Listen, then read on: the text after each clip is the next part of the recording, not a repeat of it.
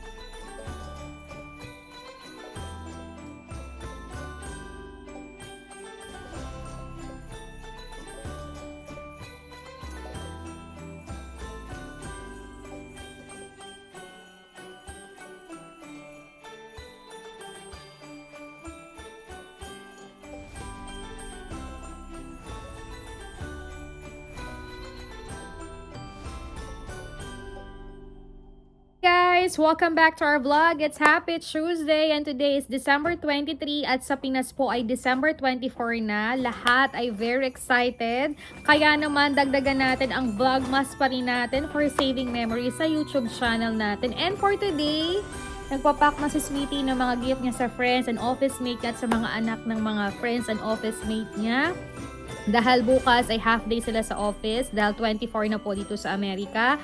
And today, mag-share kami how we prepare our Christmas, pag-gift namin sa family, friends, at sa mga malapit po sa amin. So, samahan nyo kami the rest of the night, ngayong gabing to, na paano ba kami nag-prepare at excited kami for this coming Christmas. So, see you guys later! Prepare the gift, actually. So guys, kami muna ay aalis. Kami ay pupunta sa Anaheim Plaza. May bibilhin kami doon. We going to Ross, our favorite. And dala na ni Sweetie yung mga gift niya for the office tomorrow para sa friends and co-work niya. Kasi tomorrow ay uulan dito sa Amerika.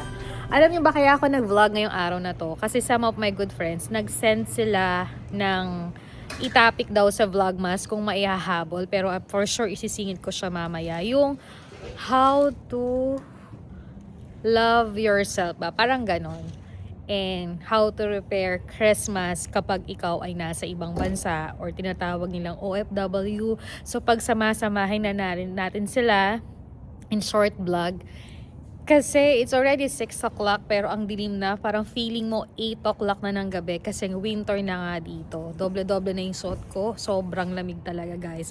Nakabota pa ako niyan. Kasi nga, takot akong rayamahin.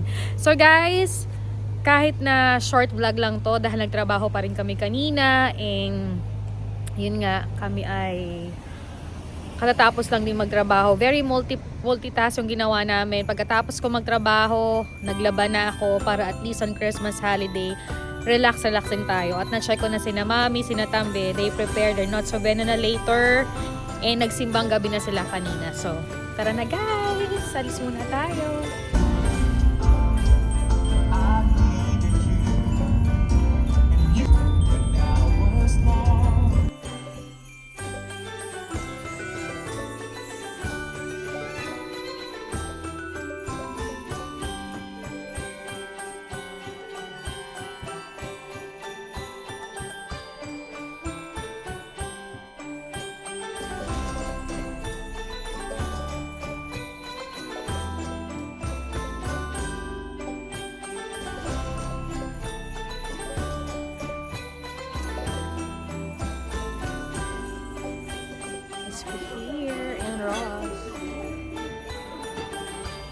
rush shopping.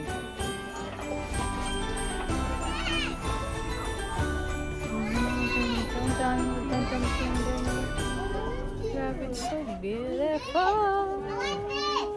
Too much. Daming tao. Guys, ang daming tao. Ang dami pang namimili. And nag-last shopping kami dito sa loob ng Ross. Grabe yung tao. Too much. So you need to prepare early. Pero dahil busy nga kami, sobrang rush lahat. Ay, maganda guys. So see you guys later. Ako muna ay titingin. Grabe. Too much food. Dami. Where? May kiko. Sarad ribang. Cake ka? Ikaw, kahit anong cake. Chocolate cake. Red Ribbon and Jollibee.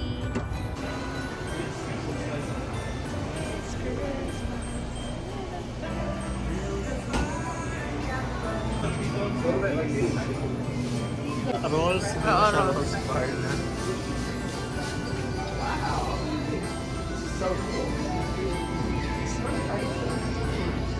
May strawberry.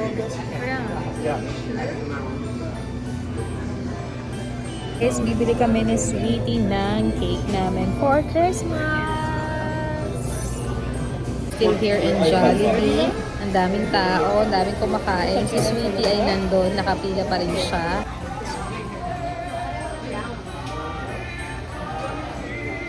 So guys, balikan ko kayo mamaya. Magdi-dinner lang kami. And daming tao. Rush hour na.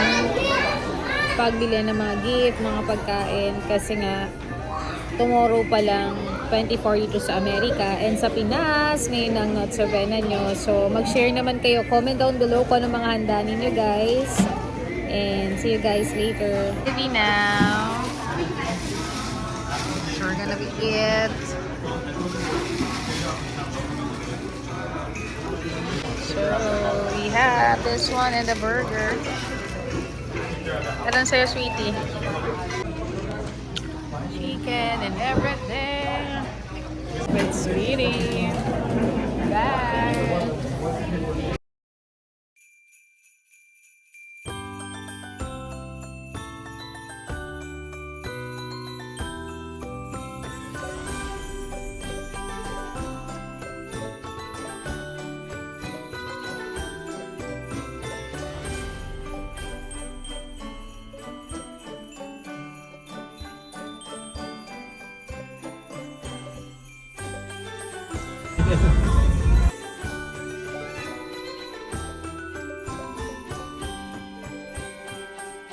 Guys, we're home. Magpo-park lang si Sweetie. Then, naakyat na kami. Grabe, ang daming kumakain sa Jollibee. Tas yung iba pa, parang doon na nag-Christmas party. So, mahirap talaga yung mga rush hour na ganito. Pero kung talagang nasa mga busy place kayo na talagang sobrang nagtatrabaho kayo, yung mga ganyan. Siguro talaga, for me, matagal pa talaga. You have to list, you have to prepare, you have to budget. Ang hirap mag-Christmas gift kasi ang daming portion na dapat gawin. Hindi lang sa pagkain, hindi lang sa outfit, hindi lang sa pagbibigay. Parang most of them you need to save. So, pag nag-budget talaga kayo, parang lahat magagawa nyo na talaga. So, this time, ay marami tayong magiging lessons na, yun nga, you don't have to be rush for everything and discuss natin yan later. So, akit muna kami, guys.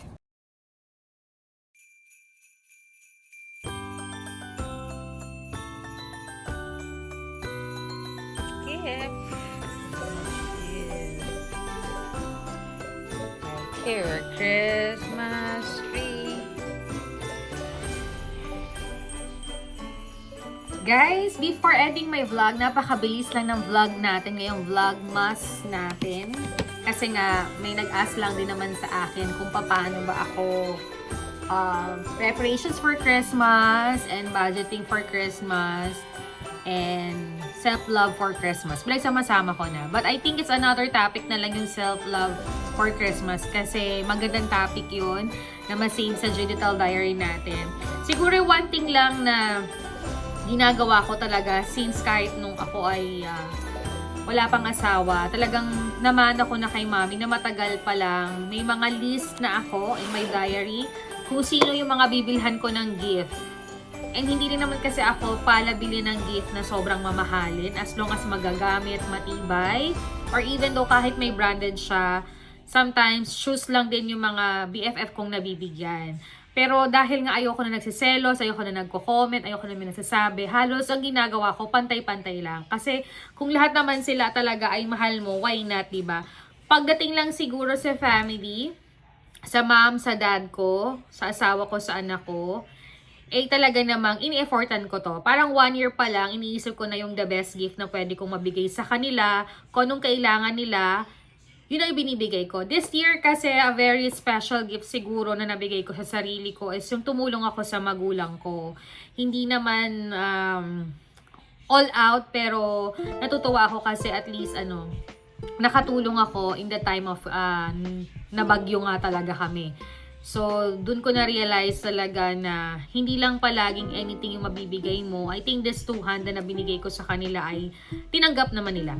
Although, ang mami at daddy ko naman ay may natatanggap na pension, may ipon naman sila kahit papano, and hindi naman talaga sila umaasa sa akin. But ako na mismong nagpupush na talagang kahit papano at kumikita naman ako, why not na yung konting extra ko ay maibigay ko sa kanila. Lalo na ang laki ng utang na loob ko at ang laki ng time na hinuhugot ko sa kanila para tingnan at alagaan ang aming anak. So I think for me it's big responsibility na ma-return ko sa kanila. And this time na nagkaroon nga ng kalamidad, ng tinatawag, or nagkabagyo, so hindi ako nagdalawang isip. Alam ko na agad ang solusyon na ibibigay sa kanila at hindi ako nanghihinayang kasi alam ko na makakatulong to sa kanila. Lalo na sa bahay ni na mami or sa family house nila na alam ko talaga na it big damage talaga. Kasi halos talagang in-renovate na yung bahay. Kasi yung bubong sa salas hanggang kusina ay nasira talaga. Na-damage ang mga dingding ng halos nagtiklupa na. At that is the second project na gagawin namin na papinturahan siya para maging maganda siya.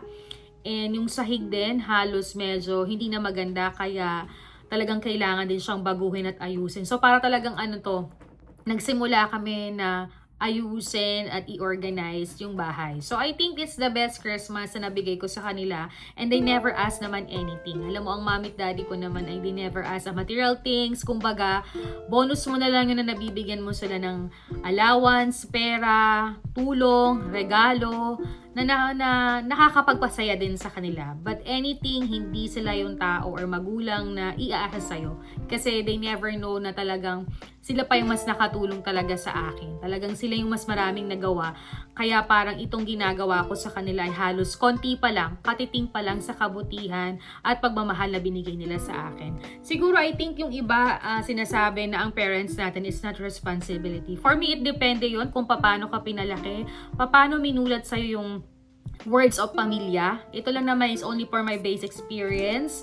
Kung ayaw mo magbigay sa magulang mo, it's okay. Baka you have the reasons why. Yung iba naman ay talagang nagbibigay. Kasi for me, kapag nagbibigay ka sa magulang mo, actually, ang dami ko lang nakausap na friends or mga suki ko or ibang kakilala ko na if they give their family or sa pamilya nila, lalo na sa nanay, tatay nila, ay talagang mas marami silang blessings na nare-receive. Hindi mo naman kailangan i-all out.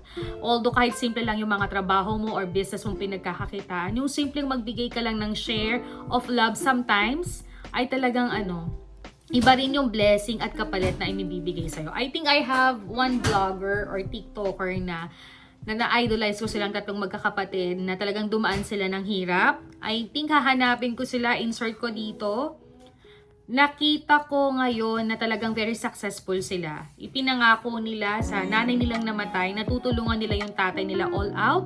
Dahil nung mga bata sila ay binigyan talaga sila ng magandang buhay. Alam mo yun, hindi marangyang buhay, pero ipinatikim sa kanila yung kaginhawahan, yung makatapos sila ng pag-aaral. They provide the food, clothes, At ngayon ay binabawi nila lahat yun at ibinibigay nila sa parents nila. Siguro, it depends. Kanya-kanya naman tayo ng pananaw sa buhay.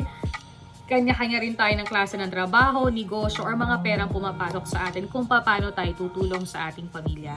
It's my base experience na ngayong Christmas ay yun siguro ang naitulong ko sa kanila. They never ask anything. Although kahit nasira yung mga bubong, ay talagang hindi naman agad nag-ask ng help si mommy kasi may backup talaga siyang naipon. Ganun dun si daddy. But syempre bilang anak niya at isang anak ako, pag nakita kong umiyak yung nanay ko, parang naisip ko na i-all out din. Kasi syempre, hindi rin ako makakarating sa kaganitong kaginhawahan kung hindi rin dahil sa kanila, diba? So yun lang yung mga special gift na naibigay ko for preparation, 'di ba? And syempre dahil tumutulong sila sa small business namin ni Sweetie, sa Dance Pink Closet na talaga namang sila ang nagpapak, sila nag-JRS, sila nagbabantay ng tindahan namin sa Pinas. Na nakikiusap din kami dyan sa bahay ni Mami na meron kaming maliit na stand para sa business namin. Ang laking tulong na rin talaga sa akin. So talagang sobrang bawi at blessings din talaga ang kailangang maibigay ko sa kanila. Like kung sinasabi, hindi sila humingi ng kapalit, but they always there for us para tulungan kami all the time. Kahit kami ay nagbabakasyon sa Pinas, feeling namin ay talagang, feeling ko at feeling din ng asawa ko na sobrang asikaso kami. Sobrang iba talaga. Talagang iba sa pakiramdam kapag may mga mabubuti kayong magulang na habang nabubuhay sila, malakas pa sila, nakakausap pa natin sila, malinaw pang pag-iisip nila, wala silang karamdaman. It's about time to share kahit maliit lang. Yung sabihan mo nga lang sila ng thank you at I love you, I know masayang masaya na sila. At yung material na bagay at pera is extra bonus lang na maibibigay natin sa kanila. Yun ang special gift ko para sa kanila. Okay, so tinatanong nila kung paano ako nag-start to budget the Christmas gift. Actually, wala naman kami ibang masyadong kabarkada ni Sweetie dito sa Amerika. Although may mga family and friends kami, pero sabi ko nga sa inyo, busy sila at magkakaiba kami ng states. Yung iba, I have friend in San Francisco, meron ako sa ganito, meron ako sa Florida. So, ang lalayo nila. So, one thing I can do with them is to greet them. Merry Christmas, or dati kasi parang I have a friend from Alaska na nagbibigay siya ng card. Yun ang nasanayan din niya kasi yun din ang nakita niya between the family of their asawa. So, ganun lang. Very simple lang. Dito kasi pag hindi ka naman masyado nakikita, nagko-close, greetings, and Christmas card, it's okay. Kahit sa mga kapamilya mo, yun at yun lang din ang dumarating sa bahay nyo. Kasi may iba naman, kamag-anak ni Sweetie, mga pagkain, fruits, cards, or gift cards. Yan ang mga kalimitang nireregalo dito sa Amerika. Pero dahil nga mga Pilipino tayo, gusto natin mas special ang ibinibigay natin sa mga friends and family natin kahit nasa ibang bansa tayo, diba? So, for me, dahil nga nagpapasabay kami, malayo pa lang, pag dumating na yung mga sinasabing sale, May pa lang, June pa lang, I list kung sino reregaluhan ko sa Pinas, friends, family, relatives, or some of my suki talaga. So this time nga nakita nyo or na-vlog ko nga sa another vlogmas ko, yung love and care blessing ko for Christmas, yun yung sharing ko with my suki. Hindi ko man sila nabigyan isa-isa, pero sabi ko nga sa inyo, taus-puso ako nagpapasalamat at kasama lagi sila sa mga dasal ko. One thing siguro is yung nakapag-share din sila ng kahit papano sa ibang tao sa pamamagitan ng suporta nila sa business ko. Yun.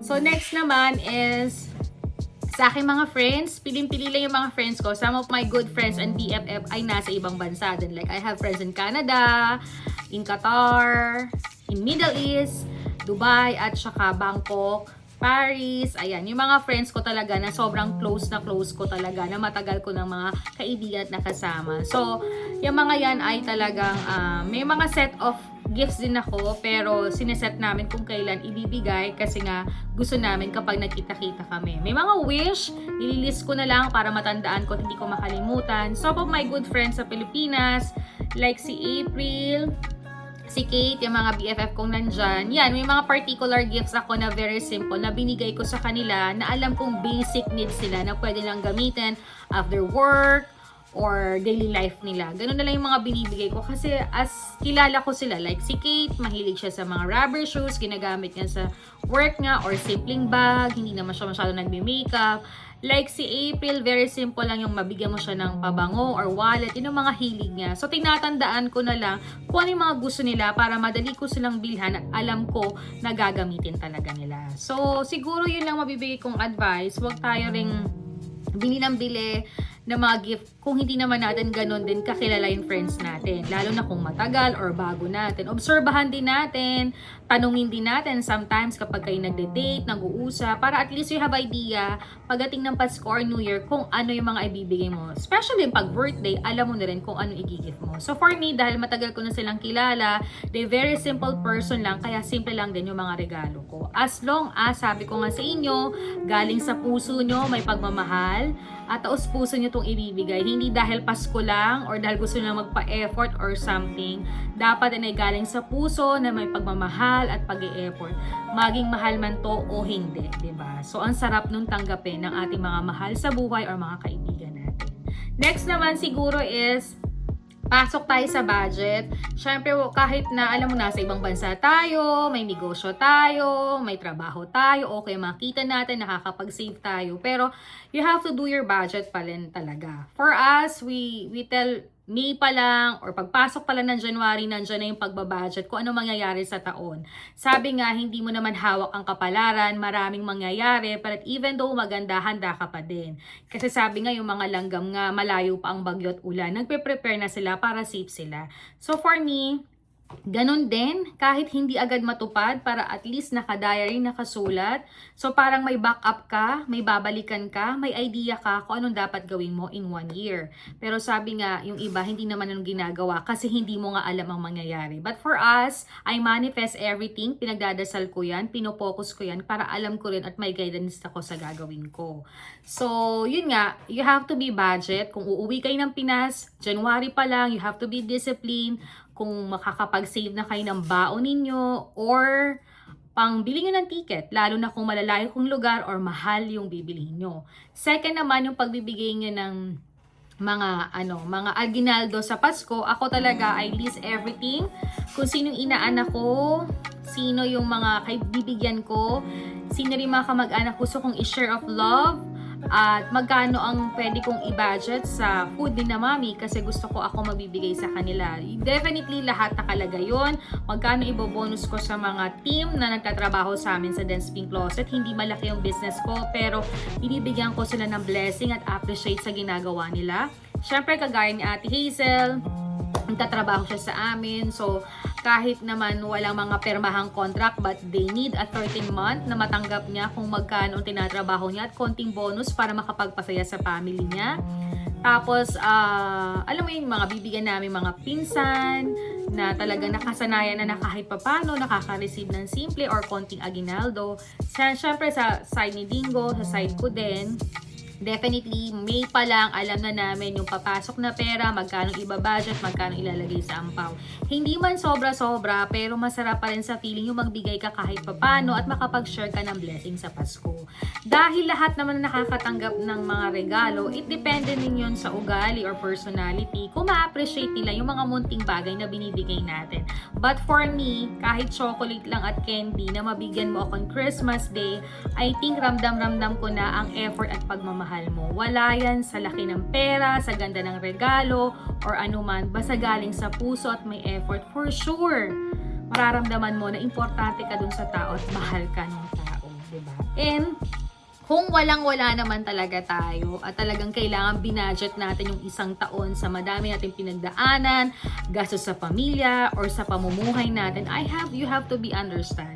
Nakakalungkot man, pero yung reality ng life. Kaya nga, may mga napapanood ako sa TikTok, sa mga YouTube na ang dami nilang sinisisi sa bawat galaw dahil nga, halimbawa, yun nga, ang hirap ng buhay, wala kaming pagkain sa Noche Buena. Nakakalungkot pag nakakarinig ako ng ganun. Sabi ko nga sa asawa ko, sana someday maging super girl ako na maraming pera para pag may nakita akong ganyan, bibigyan ko. Pero hindi ganun ang buhay eh. Hindi ganun kasimple ang buhay kasi ang hirap talaga ng buhay at ang hirap talaga kumita talaga ng pera. So you have to be wise for everything.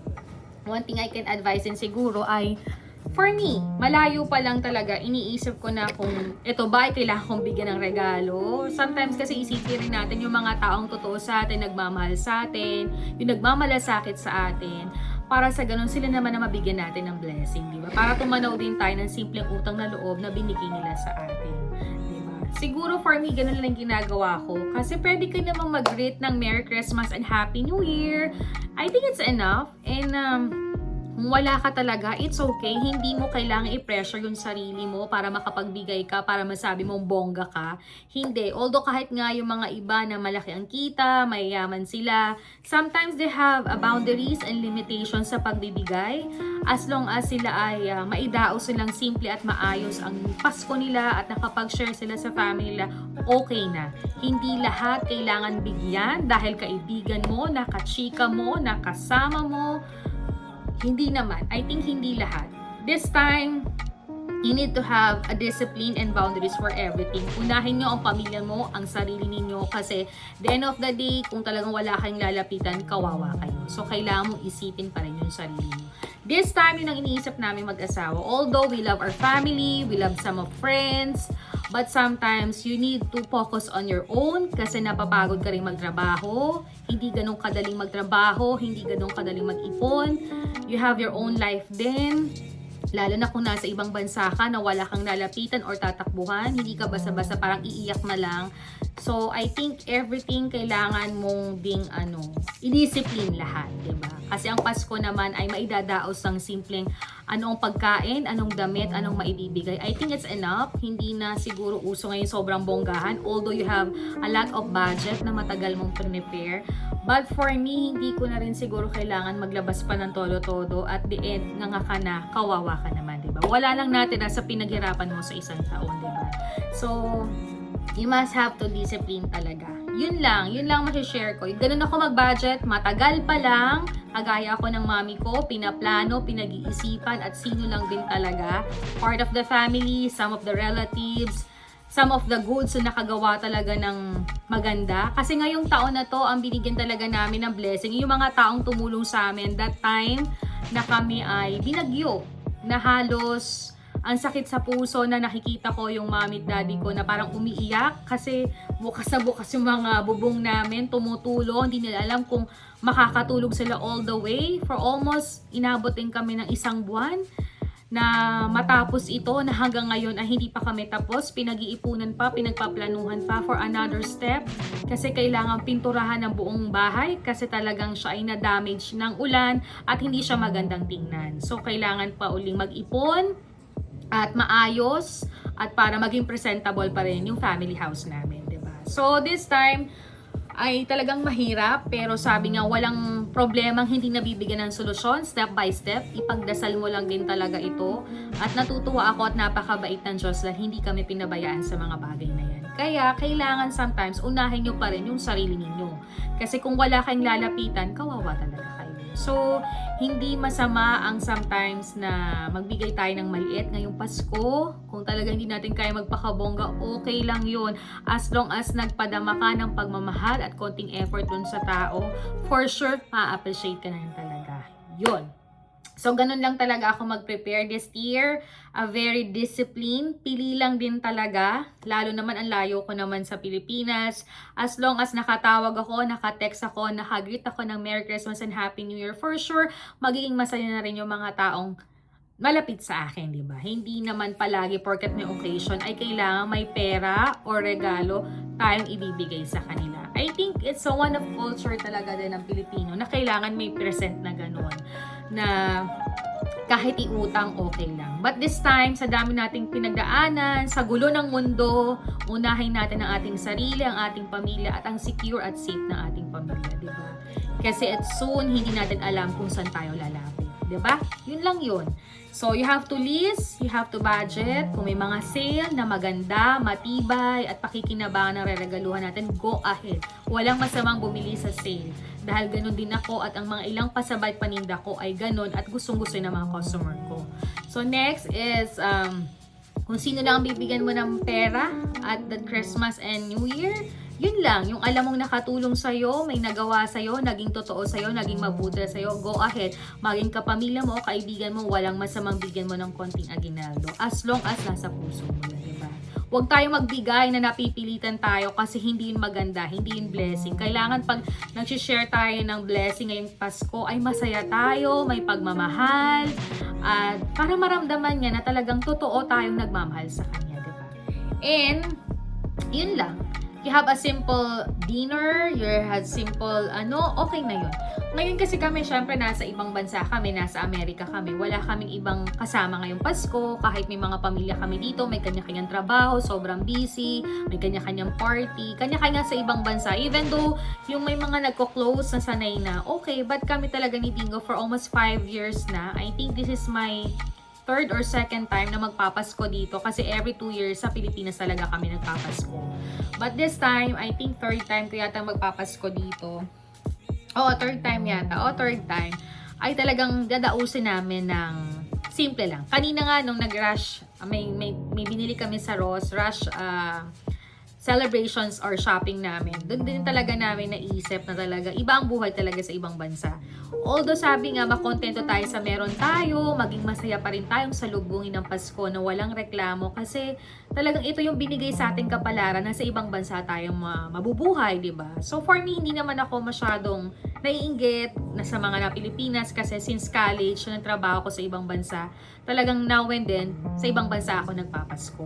Ang nalulungkot lang ako is gusto kong kasama yung aming anak, ang aking mga magulang dahil 4 lang kami, wala akong kapatid, si Dingo lang yung nadagdag sa amin, especially si Kate na kapatid ko na at yung pinsan ko na parang pamangking ko na si Mika. So kami lang din talaga. No? So may mga kamag-anak din naman kami na kahit gustuhin namin imbitahin, may kanya-kanya rin silang party. No? So but for me, every umuwi ako ng Pasko, talagang dumadayo sila sa bahay, mga kamag-anak ko para magkwentuhan, magbigay ng regalo, and simpleng salo-salo ay napakasaya talaga namin. So, this Christmas 2025, tomorrow is 24 dito sa Amerika. Ang dami ko na na-chika. No? Sabi ko, short vlog lang tong vlogmas natin. So, tomorrow is 24, may trabaho pa until 1 o'clock. So, after that, yun nga, i-fix namin yung simpleng dinner namin for Noche Buena. At kami ay nakapagplano na magsimba at magsalubong ng 10 o'clock in the evening para sa simba ng 2025. Tapos, on 2025, nagplano kaming mag-date na lang ni Sweetie na kumain sa labas. Although may pagkain pa naman yun for sure. Tapos sa gabi, we're planning to go to sa mga bahay na magaganda na may mga ilaw talaga na pwede kang mag-pictures para ma-celebrate naman namin or makapag-relax kami uli na Sweetie. So, 26 naman, we're planning na talagang sa bahay lang, magpahinga, mag-relax for the long weekend for Christmas and New Year. And I think on the Friday, we'll going to our business sa mall para ayusin, i-organize at saka mag-inventaryo kasi maglalagay kami ng mga bagong paninda this coming January 2026. So, very simple lang din. And I think mamayang gabi, dahil Noche Buena na, for sure, maghihintay ako ng picture ni na Mami, magbi-video call kami para makita silang kumakain. And happy naman ako kasi na-prepare ko na ang dinner nila, mga outfit nila at mga konting gift nila. For sure, magiging masaya sila kahit 3 lang sila. Basta magbi-video call kami mamayang sa lubong ng 2025. Kasi nakasimba na sila kaninang 5 o'clock kasi nga si Tambi ay choir at morning at ang gabi ay lagi siya nagka-choir sa simbang gabi. So, mamaya ay magkikita kami. Yun lang. Sa side naman ni Sweetie, I know nagtagaytay si na mama, mga kapatid niya. Parang doon sila mag-celebrate ng simpleng Christmas. So, kanya-kanya talaga ng magiging special Christmas. Ako kasi parang sanay na kami ni Sweetie and we're so excited tomorrow sa dinner to open yung mga special gift namin sa isa't isa kasi nagsabihan kami ng mga gusto namin or mga secret gift din kaming dalawa. Alam mo, nakakalungkot man pero for us, parang hindi ko na ini-insert yung lungkot. Ini-enjoy ko na magkasama kami ni Sweetie ngayong Pasko dito sa Amerika. We build a good memories para naman sa kanila may babalik-balikan kami. Hindi na namin na-try malungkot kasi alam namin sobrang blessed kami kay Papa God. Maraming pagsubok, like kung sinasabi, hindi perfect ang life, pero talagang napakabait ng Diyos kasi palagi kaming sinasagip, inaayos, binibless, ginaguide ko ano mga dapat gawin namin sa buhay namin dito. And for me, hindi na kailangan malungkot. I-enjoy natin ang Pasko, ang pagpasok ng New Year, magplano tayo na maganda sa ating buhay next year. Hindi man natin hawak ang kapalaran natin, pero pwede tayong mangarap, mag-manifest kung ano makakabuti sa ating sarili, sa ating pamilya, at sa future nating darating. Kasi tayo at tayo lang din ang gagawa nun. Okay? Before ending my vlog, I wanna share with you guys, hindi na ako nag-vlog ng skincare ko ngayong December kasi sobrang busy. Pero i-insert ko sa inyo na kung kayo dito sa Amerika, mapadaan kayo sa mga TJ Maxx or Marshall. Alam ko na kilalang kilala yan dito sa Amerika, lalo na rin dito sa California. Ang daming TJ Maxx and Marshall kung saan ako bumibili ng skincare. Bumibili kasi ako ng skincare ko palagi lang Walgreens or Target or Walmart or lagi akong TJ Maxx. Top ko talaga ang TJ Maxx kasi ano yung halo-halo dyan eh. Hanap ka lang ng mabuti, tingnan mo lang like kung sinasabi sa inyo sa mga previous vlog ko. Ngayong taon na to na talagang nasa TJ Maxx ako, ang tagal ko kasi ginugoogle ko, binabasa ko yung mga comment, tas after that, ay inoobserve ako sa sarili ko ng 5 days kung ito ba yung hapde, may pagbabago, kinakatiba ako para i-stop ko, pero hindi naman talaga. Basta pag-aralan yung mabuti, at kung okay naman yung price at yung brand, ay gawin nyo. For me kasi paulit-ulit lang din yung brand ko.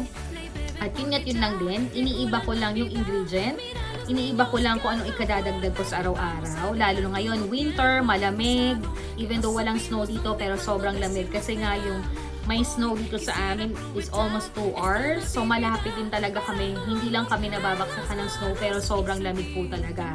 So you have to prepare yourself na maayos na outfit para hindi ka magkasakit. So sometimes nag-uulan din ng snow pero yung maliliit lang din.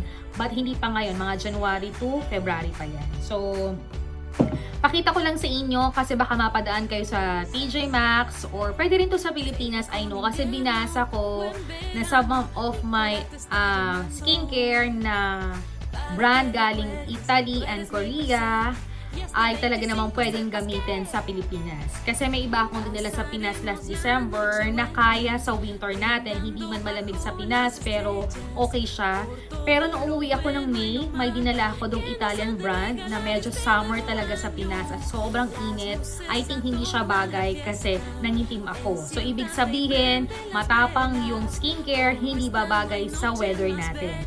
So you have to try to search first kung ano mga pwede nyo dalhin kung pupunta kayo ng Pilipinas or ibang bansa. Pero I think kapag nasa magandang weather kayo na malamig, even though summer dito ay feeling malamig pa rin kasi hindi siya ganun kainit dito sa Amerika. So yung mga brand na to ay kayang-kaya. But yung ibang dinala ko sa Pinas na halos 4 na taon ko nang ginagamit dito ay hindi naging fitted sa akin kasi medyo nag-dry yung skin ko at medyo nag-dark yung face ko. Ibig sabihin, hindi siya bagay.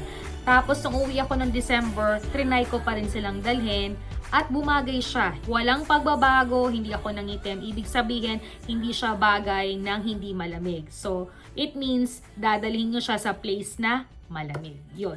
So, pakita ko siya sa inyo kasi halo-halo to. May Italian brand or may Korean brand din ito. So, itong panglinis ko ng mukha, bumili din ako nitong Garnier Skincare. Gusto ko siya kasi very smooth lang, lalo na ngayong malamig. So, kailangan para hindi ka parang kalis-kaliskis or something. Maganda na maganda yung ipinalilinis mo rin sa mukha mo. So, ito siya. I think meron din ito sa Walgreens, sa Target, at saka sa Walmart. Ayan. So, try na to kasi ito may Hydro Tanning Alon Cream Care Smoothing and Chorba. Ayan. Ito siya. Ayan. So, ito yung binili ko. Second naman, ito, binili ko tong Rice Clean Foam. I think this is second time ko siyang gagamitin. Last November, bumili ako sa kanya na nag-start ang winter. Halos hindi ko na napakita, pero same pa rin siya. Ito ay rice naman. Yung isa kasi ay milk and egg yatang magkasama. Alam mo naman, Korean, ang daming mga experiment, pero binasa ko siya, maganda yung review, maganda yung feedback, and kapag mga Asian ganito kasi, lalo na pag nagagamit sa mga winter place, kasi nga sa Korea ay nag-i-snow din, maganda rin ang weather doon, nag-start na rin sila ngayon, yung mga ganito ay magaganda. So, rice cream to. So, may bigas ito. Ayan. So, binasa ko siya. Maganda siya. And gumamit na ako ito last month. And pasok siya sa banga ko. Maliit lang yung binili ko before kasi nagtatry nga ako para sa ganun. Kung hindi siya, pwede agad ako magpalit. But, luckily, nagandahan ako kasi nag-smooth yung skin ko at hindi ako nag-dry ngayong winter. So, ito siya. Okay, ito yung kahon niya. So, I think medyo mahal siya kasi umaabot siya ng siguro mga 1,000 pesos din sa atin sa Pilipinas. But for me, tumatagal to ng 1 month to 2 months. So, makakapag-budget ulit ako. Next naman, so dalawang skincare yung binili ko. Siyempre, pagkatapos ng skincare ko, dadaan muna ako sa panglinis ko sa mukha. Alam mo, wala pa akong nahanap na isang panglinis sa mukha. Pero itong Garnier, dati kasi malalaking binibili ko. Pero dahil nga marami akong toner na binibiling panglinis sa mukha ko, lalo na nagme-makeup ako now and then, kahit nasa bahay ako, nag-aayos naman ako. Gusto ko malinis yung pinalilinis ko sa mukha ko na nag-use ako ng makeup. But for me, this one, it's okay. Parang mga 1 month, kasya to sa akin para makabili ako ng bago. So, plano ko na maghanap pa ng isa para dalawang yung toner ko ng panlinis ko sa aking mukha. Ito kasi ay parang ano siya, sanay na sanay ako dito. At yung mga ganitong kaliliit, maganda nyong ilagay sa travel ninyo. So, kung mga 2 weeks to 3 weeks lang kayo sa Pinas or kung saan kayo pupunta, tumatagal to at hindi ito nakakasikip. So, pwede mo siyang dalhin. Ayan. Next naman din, meron pa pala akong isang binili na Cetaphil na panglinis sa mukha. Actually, ginamit ko na siya. Maganda siya kasi nung pregnant ako, ay ito yung ginamit ko. Kasi kailangan pag pregnant, wala kang amoy, hindi madadamage yung baby mo. And dahil nung last month gumamit ako, maliit lang yung binili ko kasi parang I have to na panglinis sa mukha. So, sinasalit at salitan ko lang din siya. So, ito siya. Ito yung brand na to. Makakabili kayo ito, makakatipid kayo kung sa Costco kayo bibili. At meron din yan sa TJ Maxx. Kasi from Walgreens, Walmart, medyo expensive. So, hanap kayo dyan. Okay? Yan. Next naman is itong Mario Badescu. Alam niyo mong gumagamit ako itong mints na to. So, pagka linis ko, hilamos, ito na ginagamit ko, nagiging mints ko bago ako mag-makeup, bago ako mag-moisturizer. Talagang ang tagal-tagal ko itong ginagamit. Although nasa Dubai pa ako, ito na yung brand na ginagamit ko.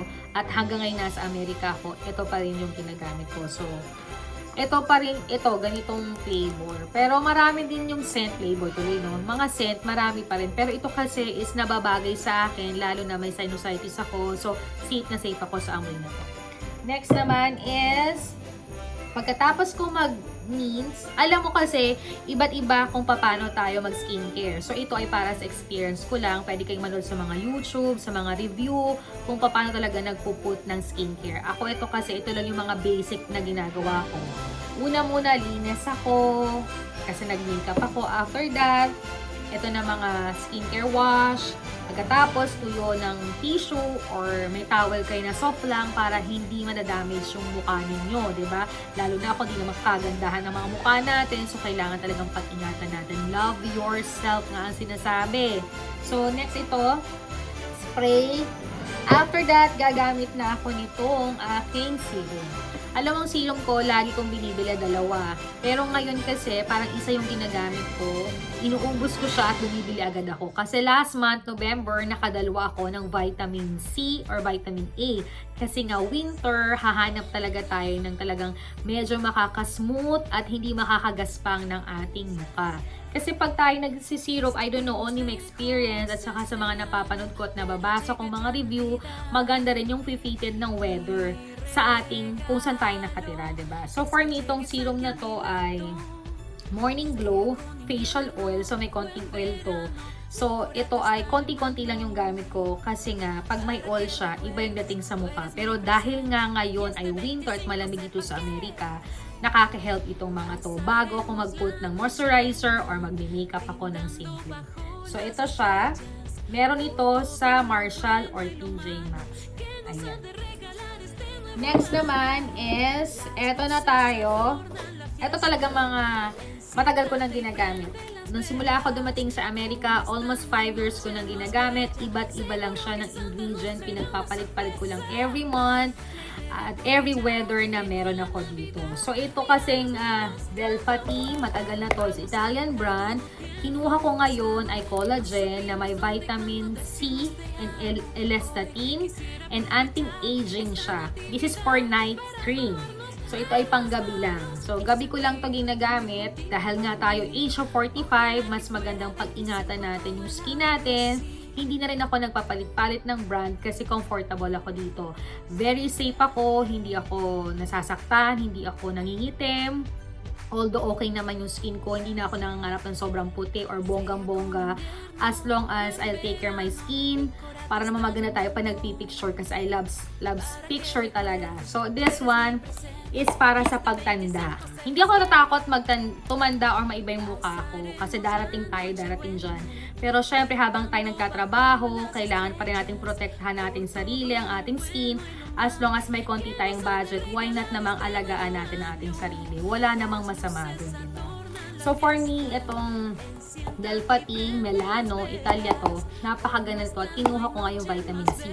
Kasi itong vitamin C nga, although malamig, so at least hindi tayo nakakapag-take ng vitamin C, at least we protect our skin. Pero sabi ko nga, pag-aralan nyo, basahin ninyo, hindi kayo basa-basa bili ng bili, sugod ng sugod, or porket si ganito gumanda.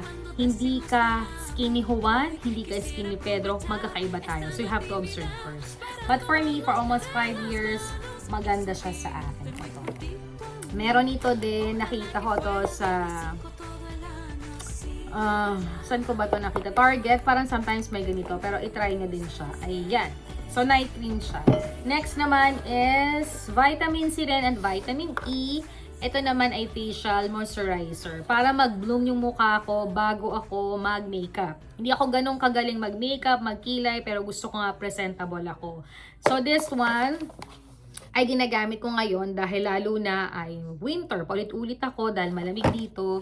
So, ang kinuha ko ay may vitamin C at vitamin E to protect my skin bago ako mag-makeup at lalabas ako. So, may protect yung aking skin, diba? So, kahit di ka masyadong mag-makeup, now and then, naglalagay ako nito, protect kahit nasa loob ako ng bahay. Meron pa rin akong pang morning cream, hindi pa rin siya nauubos. Siya pa rin ay Delpha Tea, ganun pa rin yung brand niya. So, pag naubos na siya, saka na lang ako bibili. Hindi kasi ako yung tipo na talagang kailangan bili ng bili or maramihan, kontento ako at alam ko kung kailan ito matatapos or paano ko talaga ginagamit. I put all my skin sa face ko hanggang dito sa lieg para pantay talaga siya. Sometimes kasi yung iba hindi naglalagay sa lieg kasi nagkakabutol-butol sila, pero it depends. Pero maganda rin na nilalagyan natin siya para pantay-pantay siya. Pero depende nga yun kasi nga ako, ganun na nangyari sa akin. Kaya sometimes pag nagbo-vlog ako, hindi ako naglalagay dito, or sometimes pinupunasan ko na lang siya, nililinisan ko na lang siya. Yun. Kasi hindi naman nagbabago yung mukha ko at dito. Kasi hindi naman lahat ng binibili kong skincare ay pampaputi. Yung sa akin is to protect my skin. Paglalabas ako, magme-makeup ako, or anti-aging para hindi ako agad din bumilis, maiba yung skin ko or tumanda ako. Yun. Tapos dahil nga po tayo ay since high school ako na may eye bag ako dito, medyo maitim, pero pag nag-makeup naman nagagawa ng paraan. Marami na sa akin nagsuggest na parang laser or something para mawala yung itim. Sa akin naman okay na. Ayoko na mga ganon. Ayoko nang kibuin. Happy ako and blessed ako sa binigay ni Papa God. Kontento na po ako. So, bumibili na lang ako nitong serum na nilalagay sa mata. At nakakatulong yan. Nakakatulong talaga yan. Kasi kapag nag-makeup ako, kahit hindi ka naman magaling mag-makeup, natatakpan siya at hindi siya nahahalata at naleleser yung itim. So, okay na siya sa akin. Ito yung ginagamit ko ngayon. Ito ay may vitamin C rin. Lahat kasi kinuha ko may vitamin C ngayon. Para talaga for the winter. For the weather also. So, ito siya. VC. Ayan. It's Dark Spot Vitamin C Serum. Ayan. So, dito lang yan ha. Baka mapalagay kayo sa mga mata nyo. You have to be careful sa mga ginagamit ninyo kasi alam mo yon, sensitive din ang ating skin or ating muka. Lagi akong skin na skin yung mukha natin, di ba? So, yan lang yung mga nabili ko ngayon. Actually, medyo mahal talaga siya. Kaya talagang malayo pa lang pag alam ko nang mauubos, talagang tatabi na ako, nagbabudget ako kasi nakakatulong talaga sa akin to. Alam mo, if you love yourself, nabuboom ito, ginaganahan tayo, lalo na tayo ay nagtatrabaho. So, walang masama minsan na mag-budget tayo para mukhang presentable din tayo. Mga babae talagang magandang alagaan nyo at protektahan nyo pa rin ang inyong sarili. Yun. So, sa hair naman, ayun, nagpakulay tayo ng hair at patuloy pa na akong gumagamit ng spray kong, Pantene. Yun lang naman, very simple lang din. Bibili nyo na sa Target, sa Walmart, or sa Walgreens. At nag-hot oil ako once in a while. And conditioner lang ng Dab at shampoo. Yun. Very simple lang. Hindi pa ako nagpapagupit ngayon. Okay pa lang. Pag medyo along January to February, papagupit ko para pumantay-pantay siya at mawala din yung damage ng hair ko. So, yun lang. Yun lang naman ang ginagawa ko sa hair ko. Sa skin naman, mayroon akong dalawang hindi naman Pantene, parang Dove yata or Jergens na lotion. Yun ang ginagamit ko ngayong winter para hindi tayo nagpuputi-puti or parang may tayo, yung parang kaliskis. So, para hindi naman nakakahiya. And talagang kailangan tayo mag-lotion para talagang maging maayos din ang ating skin. Yun lang naman. I have 2 for the winter. Pag hindi naman winter, meron akong ginagamit for summer para hindi malagkit sa katawan. Yun. So, yun lang yung mga ginagamit ko. And definitely, aabot ito hanggang last week of January or first week of February. Tapos, bili uli ako ng bago, stock uli ako. Ang hirap kasi mag-stock ng madami doon, hindi mo na magagamit, magasaya ka lang ng pera. Pero sabi ko nga sa'yo, depende yun sa inyo or kung gusto magkaroon ng experience sa iba't ibang skincare, go ahead. Kahit sa mga makeup, very limited ako. But I'm so very happy this year dahil talagang kahit hindi tayo magaling mag-makeup, I'm so excited na makabili ng mga gusto kong makeup na talaga namang God is good, na talaga nabigyan tayo ni Santa Claus at nabigyan ko rin yung sarili ko. So, nakakatuwa. Alam mo, sometimes you need to love yourself din talaga even though you're busy your work, busy ka bilang asawa, bilang nanay, bilang nagbi-business ka. You have to protect yourself kasi yan lang yung magiging puhunan mo para talagang maging masaya ka at maging ma-relax ka. Kasi pag nakikita mo yung sarili mo na parang at age ganito, tumatanda ka na, hindi ka na nakapag-ayos, parang nababa yung self-esteem mo, parang naaawa ka sa sarili mo, na parang you work hard, tapos ganyan yung itsura mo, diba? So, sometimes you love yourself. Wala namang pwedeng magsabi niyan sa'yo, kundi ikaw din. Dahil ikaw lang ang makakapansin sa sarili mo kapag may pag-iiba. Kasi kapag nakita mong parang di ka na okay, mai-stress ka eh. Parang lahat ng problema ay masasalo mo. So, you need to love yourself now and then. Hindi mo kailangan gumastos ng malalaki or bumili ng magagandang skincare. Ang daming murang skincare to protect with you para maging maganda ka kahit mga makeup. And kahit sa pananamit mo, ang daming mura na kung alam mo makakabagay sa'yo, alam mo naman ang hindi maganda or magiging baduy sa'yo, diba? So, you know that. Sa hair din, I think marami nagsasabi na, alam mo yun, kapag maayos ang hair mo, nadadala yung mukha mo, konting ayos, maganda ka na. So, yun naman, yun yung mga na papanood ko, nare-review ko, diba? Kasi, life is too short eh. Para mukha kang hindi okay, lalo na sa gulo ng mundo ngayon, na minsan hindi mo naiwasang malungkot, may stress ka. So, pag nakita mo yung sarili mo na you're proud, even though you're busy, marami kang ginagawa, but pag nakita mo yung sarili mo, wow, kahit ikaw lang magsabi sa sarili mong maganda ka, ay okay. Dahil wala namang pwede magsabi ng iba, kundi sarili mo lang. Kasi I know for myself, mahal ko ang sarili ko, kaya pag-iingatan ko. Hindi lang for good health, na kailangang iwasan ng mga ibang pagkain, uminom ka ng vitamins, matulog ka, magpahinga ka. Yes, it's a big part of yourself. Kailangan mong ingatan yung sarili mo, kalusugan mo, para humaba ang buhay mo. But sometimes, yung pangkalabasan din, kailangan din protektahan mo. Dahil nga, sabi ko nga, marami ring nakakakita sa'yo, diba? So, you have to protect yourself. And you know naman how to take care of yourself na, alam mo yung, huwag kang kumain ng bawal, but sometimes hindi mo maiwasan kasi masarap, or you need to take a vitamins para maging strong ka sa heavy work na ginagawa mo. But sometimes, oo nga, sinusunod mo yung mga bagay na yun tungkol sa health, pero yung pangkalabasan mo naman, hindi ka maayos magdamit, tas yung mukha mo parang lungkot ng lungkot, hindi balance ang lahat. So, you need to balance everything para mas masaya at maging masigla ang lahat, diba? Yun lang masishare ko. Napakadami ko lang na-share sa vlogmas na to. Hindi ko alam kung ano magiging title nito. Kung ito ba ay preparing for Christmas. I think so. Preparing Christmas is the best. Ito yung pinaka-special at tradisyon ng Pilipino na ang sabi nga, ang Pilipinas at mga Pilipino ang pinakamasayang Pasko. The best talaga. Kahit din sa mga church, sa mga decoration ng church, sa pagsimba, sa pagkain, sa outfit, sa regalo, tayo ang the best. Sabi nga, sometimes, wala na tayo pero may nailalabas pa rin tayo para maidaos natin yung special ng Pasko na masaya. But anyway, this year is more discipline, di ba? Lagi nating isipin pa rin yung bukas, hindi pa laging Pasko, hindi pa laging New Year na masaya, may bonus, masigla ka. You need to keep it for yourself and for your family and for your future. Walang masama na sometimes you put boundaries for everything kasi in the end, ikaw ang makikinabang nun and for sure malaking help nun sa sarili mo. Yun lang maiiwan ko. Thoughts for today. If you want my guidance, ganun ang ginagawa ko. May pa lang, April pa lang, I have a diary, I have a note. Nakalagay na lahat dito. January pa lang, I know kung ano mga mangyayari. Hindi man mo hawak ang kapalaran, but it shows if you do writing, at least you have pattern kung ano mangyayari for the next year. Hindi man siya natupad, you can checking, hindi to natupad. Checking, hindi to natupad. So, you can decide na pagtrabahuan at pag-important at ipagdasal at baka maybe ibigay yan sa'yo. Hindi lahat ng ating mga pangarap at goals ay isang click lang ay makukuha natin. Kahit ito ay pag-ipunan, kahit ito ay pagdasal mo, kung hindi talaga to ibibigay sa'yo, hindi talaga. They always have a reasons why kung bakit.